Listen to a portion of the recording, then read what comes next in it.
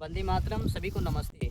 आज मैं आप लोगों को वीडियो के माध्यम से बताऊंगा, जब मैं किसानों से कहता हूं कि अपने खेतों में जीवामृत खाद का इस्तेमाल करें, प्रयोग करें, अपने खेतों में स्वदेशी खाद को ही डालें, तो किसान भाई हम लोगों से कहता है कि अगर मैं स्वदेशी खाद जीवामृत को डालेंगे तो क्या उससे उपजाऊ बेहतर होगा।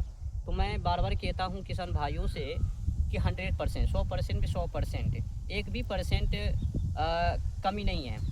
आज अगर जिस भी किसान भाइयों को भ्रम है कि रासायनिक खाद से उत्पादन बेहतर है, तो मैं आप लोगों को वीडियो के माध्यम से दिखाता हूं कि रासायनिक खाद का काला दुष्ट परिणाम।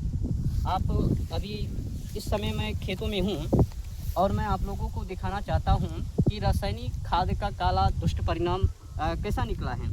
अब अगर किसान भाई अगर रासायनिक खाद पर बात करे तो समझ में आवे।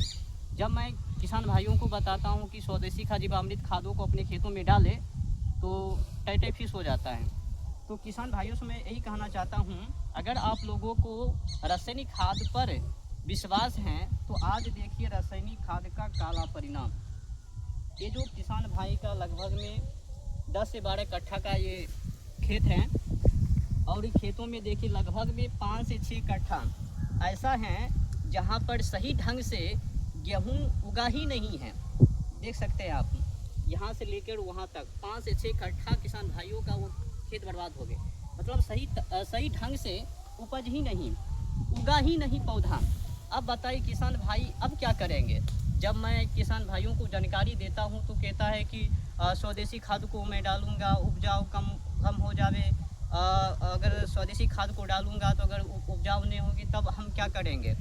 तो जो भ्रमितियाँ हैं, मैं किसान भाइयों को तो मैं यही कहूँगा, स्वदेशी खादों को आँख मूंद कर खेतों में डालें, उससे बेहतर उपजाऊ है।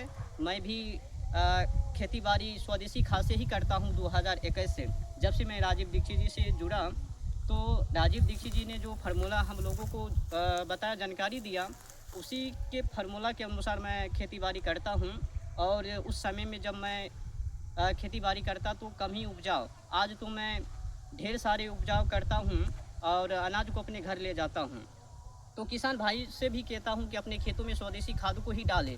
तो लगभग में वर्तमान समय में इस समय 100 एकड़ से पार किसान भाई खेती कर रहे हैं स्वदेशी खाद जीवामृत के द्वारा।